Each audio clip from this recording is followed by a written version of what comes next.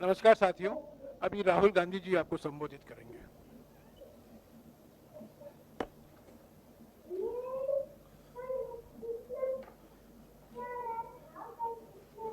नमस्कार। कैसे हैं आप लोग? ठीक है। गर्मी काफी है। हाँ,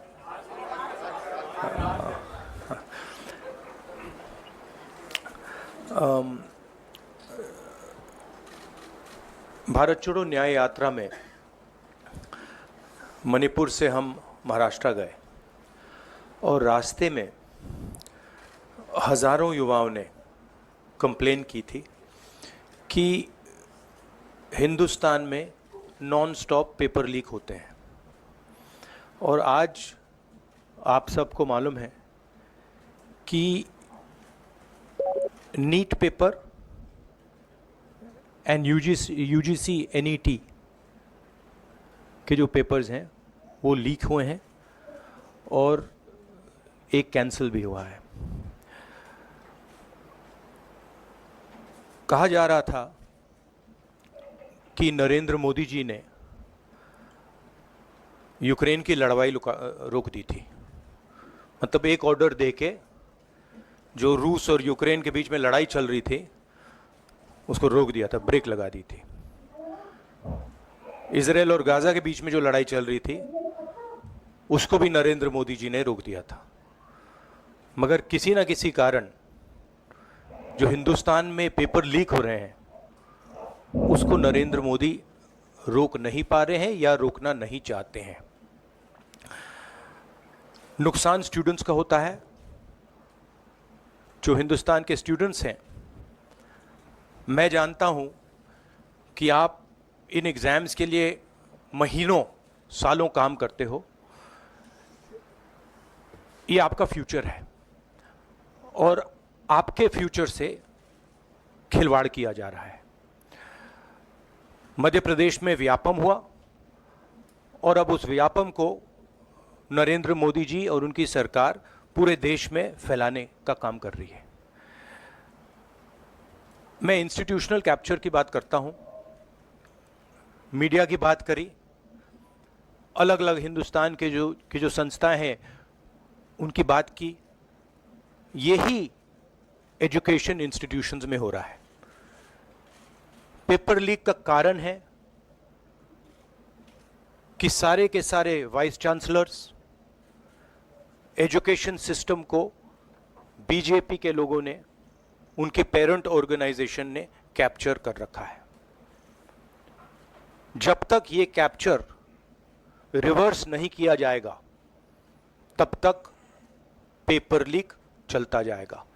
इस कैप्चर को फैसिलिटेट नरेंद्र मोदी जी ने किया है और ये एक एंटी नेशनल एक्टिविटी है क्योंकि ये देश का भविष्य है और इससे हिंदुस्तान के युवाओं को, स्टूडेंट्स को जबरदस्त चोट पड़ती है।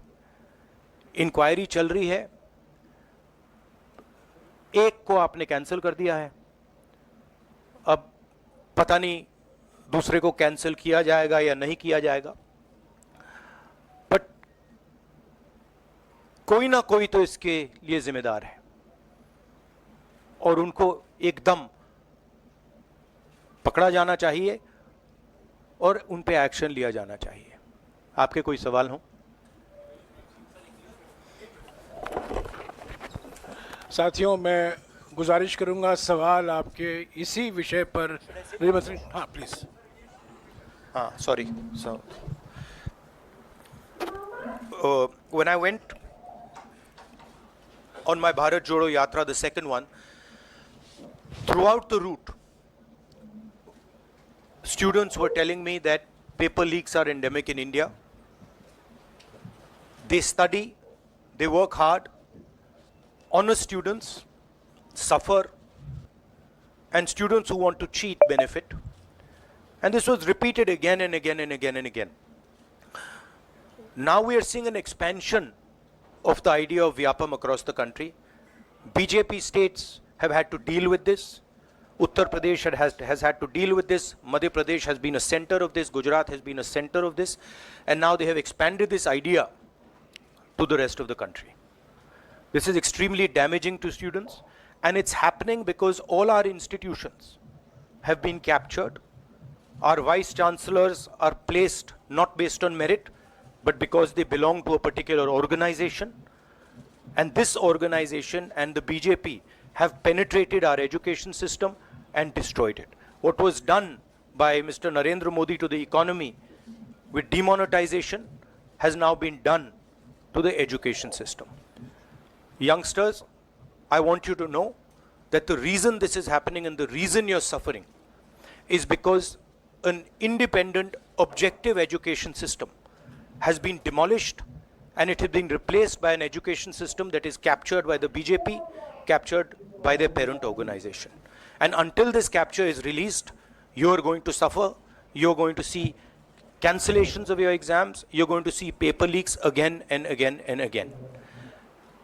One paper has been cancelled. We don't know what is going to happen to NEET, but whatever happens, it should not be done in a arbitrary fashion. The rules that apply to one paper should apply to another paper. And it is very important that the people who are guilty here are brought to book and they are punished. Thank you.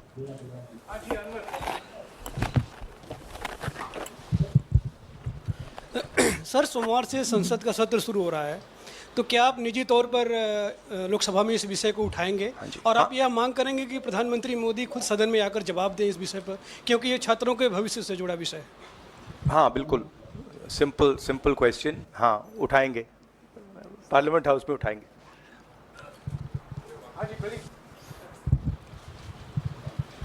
Thank you sir. Rahul ji मैं इधर हूँ. सवाल ये है कि जो education system इस वक्त है और जिस तरीके से जो पेपर लीक हुए, जिसका आरोप भी आपने लगाया और जो सामने भी आया है, रद्द भी हुआ है कल परीक्षा, लेकिन सबसे बड़ा सवाल ये है कि बदलाव क्या होने चाहिए, वो बदलाव जो इससे परीक्षा लीक रुके, वो क्या आपके पास फार्मूला है? हमारे मैनिफेस्टो में हमने लिखा था, देखिए 2-3 चीज़ें हैं. सबसे पहले जो शिक्षा का सिस्टम है उसको एक संगठन ने कैप्चर कर रखा है. अपने लोगों को हर पोस्ट पे यही डालते हैं. वाइस चांसलर्स की लिस्ट निकाल लीजिए, पता लग जाएगा. तो इसको रिवर्स करना होगा. दूसरी बात, मैनिफेस्टो में हमने साफ कहा कि पेपर लीक होने के बाद कार्रवाई करना एक बात है, बहुत जरूरी है और स्ट्रिक्ट से स्ट्रिक्ट कार्रवाई होनी चाहिए, मगर हमने ये भी कहा था कि पेपर लीक होने से पहले जो सिस्टम्स हैं, जो यूनिवर्सिटी के एग्जाम्स के रूल्स हैं, सिस्टम्स हैं, इनको फिर से असेस करना पड़ेगा, इनको स्टडी कर रीडिज़ाइन करना पड़ेगा. ये दोनों काम हमने अपने मैनिफेस्टो में साफ लिखे हैं और विपक्ष दबाव डालकर ये 2 काम सरकार से करवाने की कोशिश करेगा.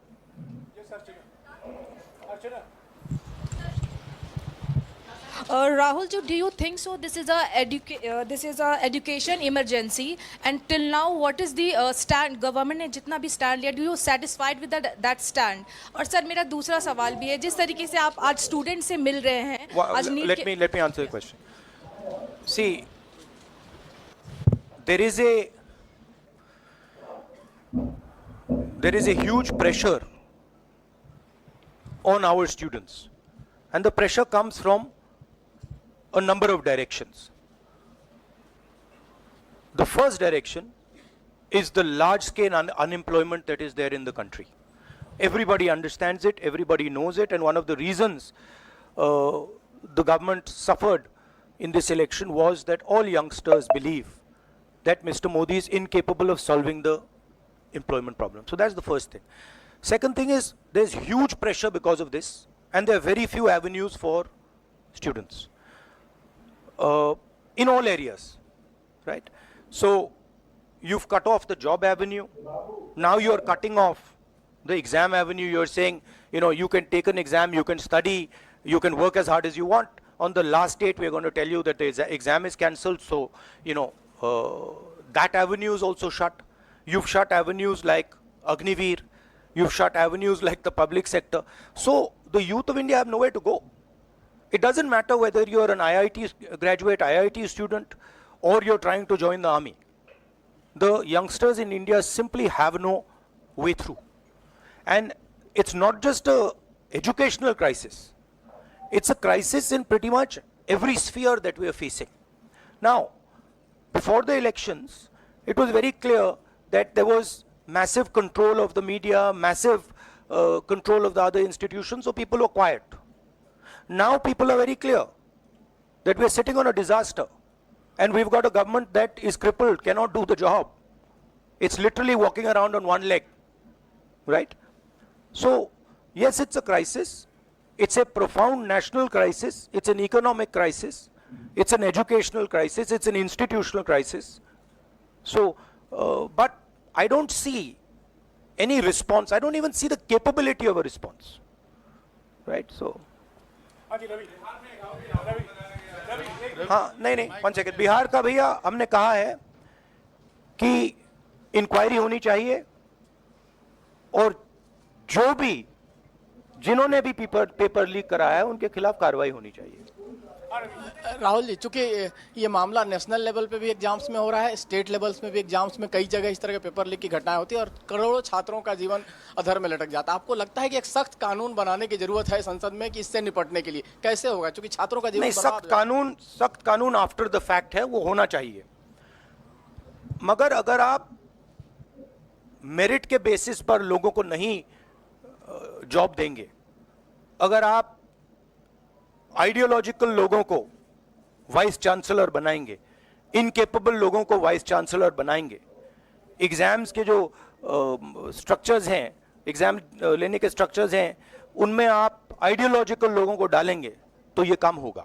ये इसका सबसे बड़ा कारण BJP and its parent organisation ने जो कैप्चर किया है ये है। और अगर आप कल्प्रिट ढूंढना चाहते हैं तो मैं आपको बताता हूं, जिन लोगों ने हिंदुस्तान के इंस्टीट्यूशंस को डिस्ट्रॉय किया है, जो पहले ऑब्जेक्टिव हुआ करते थे, इम्पार्शल हुआ करते थे, वो आज इम्पार्शल नहीं है, ऑब्जेक्टिव नहीं है, आइडियोलॉजिकल बना दिए गए हैं और मीडियोकर लोगों को इन इंस्टीट्यूशंस में बैठा दिया गया है। इसका मेन कारण यह है, और इसका आप एपिसेंटर देखिए, पूरा देश जानता है, युवाओं आप सब जानते हो कि इसका पहले एपिसेंटर मध्य प्रदेश हुआ करता था, वहां पे 40-50 लोगों की हत्या हुई थी, ये तब शुरू हुआ था। आप जानते हो कि गुजरात में, उत्तर प्रदेश में और मध्य प्रदेश में इन चीजों का एपिसेंटर है। और आप ये भी जानते हो कि बीजेपी के लोग कहते हैं कि हमारी लेबोरेटरी मध्य प्रदेश और गुजरात है। तो लेबोरेटरी से यह काम शुरू हुआ है और अब यह काम देश में फैल रहा है और आपका इससे नुकसान हो रहा है। जब तक ये रिवर्स नहीं किया जाएगा, जब तक हिंदुस्तान के इंस्टीट्यूशंस इनके हाथों से नहीं छीने जाएंगे और इफेक्टिव, ऑनेस्ट, इम्पार्शियल लोगों के हाथ में नहीं जाएंगे, तब तक ये होता रहेगा। और मैं आपको बता रहा हूं, जब तक बीजेपी रहेगी ये बढ़ता जाएगा।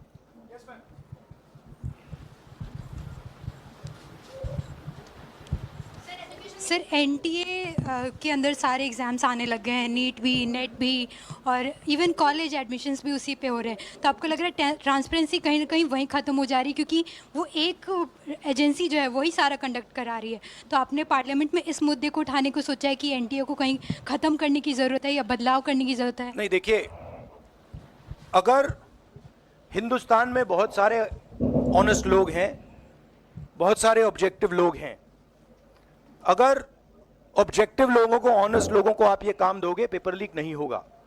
अगर आप मीडियोकर लोगों को राजनीतिक बेसिस पे, आइडियोलॉजिकल बेसिस पे चुन के करोगे तो ये काम होगा। और ये मैं कह रहा हूं, दोहराता जा रहा हूं कि हर हिंदुस्तान की हर संस्था को कैप्चर कर रखा है, लीगल सिस्टम को, ब्यूरोक्रेसी को, इंटेलिजेंस एजेंसीज को, इन्वेस्टिगेटिव एजेंसीज को, एजुकेशन सिस्टम को। आपने मांग रखी सरकार से, आपने अपनी मांगे रखी हैं सरकार से, लेकिन सरकार के पक्ष पहले ही सामने आ गया। एनटीए को जो एनटीए है एजेंसी, उसको क्लीन चिट एक तरीके से एचआरडी मिनिस्टर ने पहले ही दे दी है। तो सरकार का तो कहीं ना कहीं पक्ष साफ दिखाई देता है। आगे आप लोग कैसे जाएंगे? उनकी क्रेडिबिलिटी इन बातों में है ही नहीं। वो क्लीन चिट दें उसका कोई मतलब ही नहीं है, उनकी जीरो क्रेडिबिलिटी है। सब लोग जानते हैं कि एपिसेंटर मध्य प्रदेश, गुजरात एंड उत्तर प्रदेश। सबसे ज्यादा मेरी यात्राओं में सबसे ज्यादा पेपर लीक की बात यहीं आई थी, उत्तर प्रदेश में आई थी, मध्य प्रदेश में आई थी। हाँ Sanjeev. Rahul ji, NTA has conducted one test and which has been cancelled. The other is under doubt, you know, and the court is looking into it.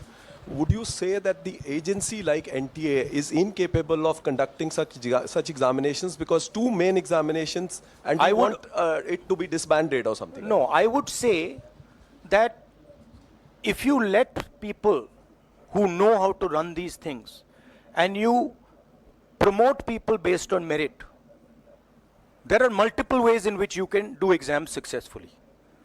If on the other hand, you are constantly posting people who are mediocre, who do not have the skills to do these jobs, and you're posting them simply because they come from your same ideology, no system is going to work. You can change whatever system you want. If the people who are being put into that system are mediocre and being put in for the wrong reasons, it is never going to work. Sir, Last question. Sir, NEET, specifically on NEET examination, there is of course investigation that is going on, but the scheduled counselling session is not been delayed. It is going to happen as per schedule. So do you think that this is a mere eyewash when it comes to the investigation, saying that investigation bhi ho rahi hai, but then they are not delaying the Look, session? they can eyewash whatever they want, but they are going to get such pressure from the opposition that they're going to think twice about whatever they're doing. Because we are not going to allow this type of activity to be done as far as our students are concerned. Our students sit there, they work, they spend months, they dream about these exams for years, they spend huge amount of money. So the opposition is simply not going to allow any of this eyewash that is taking place. We will make sure that we put so much pressure on them that this issue is resolved. Okay, Janendra, last question. Sir, Janendra, जल्दी. तो राहुल जी, एक बड़ा दिलचस्प इस मामले में देखने को मिला है. तो इसी विषय पर इस मामले में एक अजीब स्थिति है कि जो आरोपी हैं पटना में, वो स्वीकार कर रहे हैं कि उनको पेपर पहले मिल गया था, यानी सीधे सीधे पेपर लीक का केस है। और सरकार की तरफ से पहले तो क्लीन चिट दे दी गई, पेपर लीक से इनकार कर दिया गया, और अब बिल्कुल रेडियो साइलेंस है। नेट कैंसिल हो गया, नीट पर अभी भी स्थिति साफ नहीं है। तो ये जो स्थिति है, आरोपी कह रहे हैं पेपर लीक हुआ, मंत्री कह रहे हैं नहीं हुआ, इस पर आप क्या सोचते हैं? और क्या इस पर नो कॉन्फिडेंस मोशन पार्लियामेंट में आप लोग लाने की कोशिश करेंगे? Silence is because Prime Minister is crippled. Right now, Prime Minister's main agenda is the Speaker. So he's not bothered about NEET, he's not bothered about all these things. He's bothered about कि भैया मेरी सरकार निकल जाए यहाँ से और मेरा speaker बन जाए. Right? That is where he is right now. That's where his mind is. Right? So, essentially the main thing is that we have a government now, right, and a Prime Minister now, who will find it very difficult to function. The Prime Minister, if I might say so, is psychologically broken. He has collapsed, psychologically collapsed. And he will struggle, knowing his personality, he will struggle to run a government like this. Because his entire sense of running a government, the idea of running a government, Mr. Modi's idea is to generate fear in people, to frighten people, to make people not speak. You're aware of that. Now what has happened is people are not scared of him. And you saw the other day, I think somebody in Varanasi itself threw a chappal on his car. Right? So it's very clear. The basic concept of Modi has been destroyed in this election. If we were faced with if right now you had a Vajpayee ji or a Manmohan Singh ji, they might be able to survive what they are faced with. Because there is humility, there is conciliation, there is respect. But Narendra Modi does not believe in any of these things. Narendra Modi believes my way or the highway. And now suddenly it's found that earlier there were Congress people who were not scared of him. Now nobody in the country is scared of him. Right? So psychologically it's almost a fatal blow for the Prime Minister. And he's going to really struggle. And of course, now we have a stronger opposition. So it's going to be interesting and quite a lot of fun. Thank you. देखिए क्या हुआ, आपने जो नरेंद्र मोदी जी की का जो concept था और वो गुजरात में शुरू हुआ था, गुजरात से वो गुजरात मॉडल फिर वो नेशनल लेवल पे लाए। कॉन्सेप्ट क्या था? कॉन्सेप्ट था मार्केटिंग, हजारों करोड़ रुपए की मार्केटिंग और डर, एजेंसी का डर, मीडिया का डर, सरकार का डर। अब हुआ क्या? अब देश में कोई उनसे डरता ही नहीं है। मतलब एक तरीके से रिडिक्यूल करते हैं। जो पहले 56 इंच की छाती थी, अब नंबर तो नहीं दे सकता हूं, बट 30-32 हो गई है, राइट? तो अब पूरा जो ढांचा था, इतना बड़ा गुब्बारा था, वो इतना बड़ा हो गया। अब इससे नरेंद्र मोदी जी को साइकोलॉजिकल बहुत टेंशन होगा, बहुत प्रॉब्लम होगी, क्योंकि उनका जो काम करने का तरीका है वो लोगों को डराने का है, धमकाने का है। अब वो डर चला गया। आपने देखा, पता नहीं देखा या नहीं, वाराणसी में वो चप्पल मार दी किसी ने। अब आप इमेजिन कीजिए, चुनाव से पहले अगर कोई मारना भी चाहता था डरता, तो वो जो डर था वो गायब हो गया, खत्म हो गया। और इंटरनल भी प्रॉब्लम्स हैं, इनकी पार्टी में प्रॉब्लम्स हैं, इनके पेरेंट ऑर्गेनाइजेशन में इश्यूज हैं। तो मेरा कहना है कि जो नरेंद्र मोदी का जो कॉन्सेप्ट था उसको ऑपोजिशन ने डिमोलिश कर दिया, खत्म कर दिया है। उसको आप 56 इंच की छाती कहें, उसको आप डर कहें, उसको आप मतलब जो बिग नरेंद्र मोदी जी की जो इमेज थी उसको फाड़ दिया हमने। अब अगर वाजपेयी जैसे लीडर होते जो जिनमें ह्यूमिलिटी थी, मनमोहन सिंह जी जैसे जिनमें ह्यूमिलिटी थी, लोगों की रिस्पेक्ट करते थे, बात सुनते थे, ऐसी सिचुएशन वो काम निकाल सकते थे। मगर ये नरेंद्र मोदी जी की स्टाइल ही नहीं है। नरेंद्र मोदी जी मतलब किसी की सुन नहीं सकते, बिना फोर्स काम नहीं कर सकते। तो ये अब मामला है। और दूसरी बात, बहुत मजबूत ऑपोजिशन है, तो काफी मतलब इंटरेस्टिंग समय है। Thank you.